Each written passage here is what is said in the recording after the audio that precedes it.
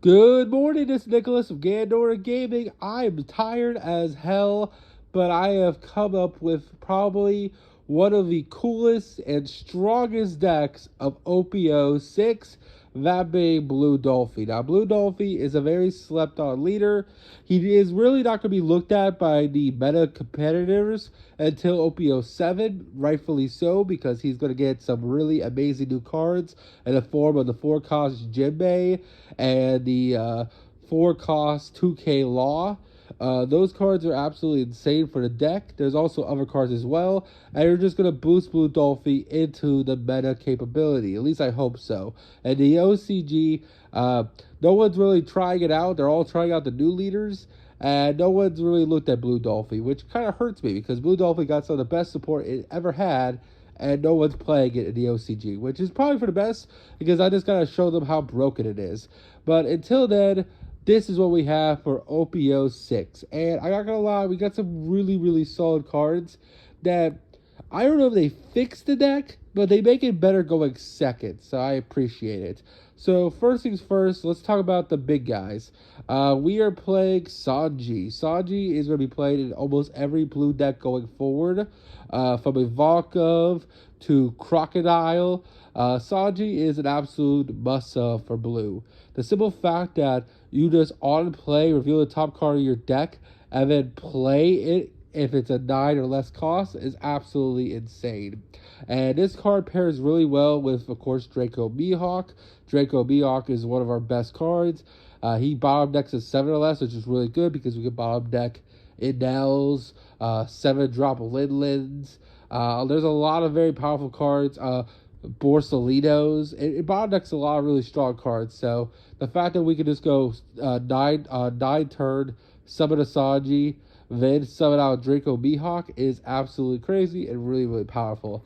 New inclusion to our higher up cards is I would just call him Green Bull. Arcabati is his like I don't know how to say his like actual name, but it's it's Green Bull. And he's interesting. So I'm testing him out. He's another character that we can play off our Sanji. He's an 8K blocker, but he's also aggressive because basically you can just like return one character with a cost of 2 or less to the bottom of its owner's deck, and then this card gains 3,000, so it can be used as a blocker, and then you can push with it, which is really cool. I'm testing it out. It has no counter. If you notice this version of the deck, there's a lot of no counter, but we're also playing a lot more blockers, so it ultimately balances itself out. Of course, we're playing the 7-drop Borsalino still.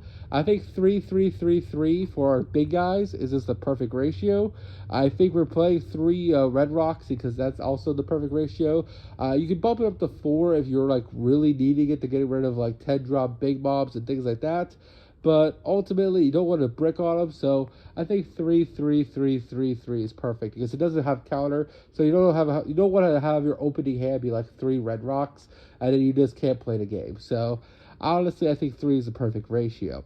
As for our main deck dudes, this is pretty cool. We got a new 4-cost Pudding, which is absolutely insane for all blue decks. This will be played in every blue deck. Just for the simple fact that on play, it returns all cards to your opponent's hand, and then they draw 5 cards is absolutely insane.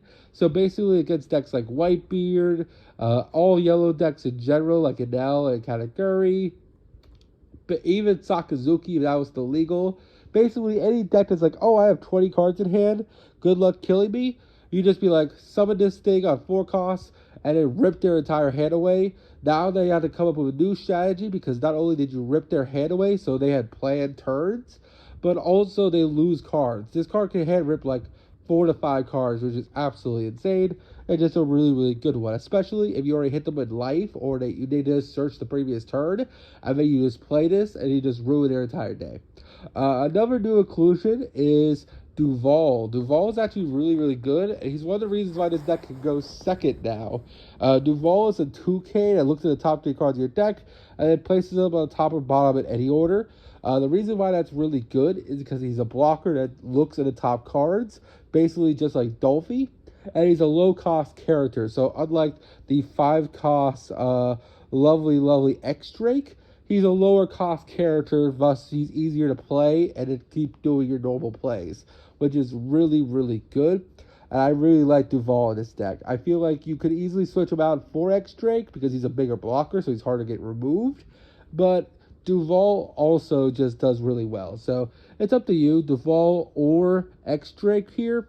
Either way, you just want to look at the top cards and then stack them how you want. I feel like Duval gives you more opportunity to set up even more blockers because this deck is very focused on blocking, which is really, really good from there.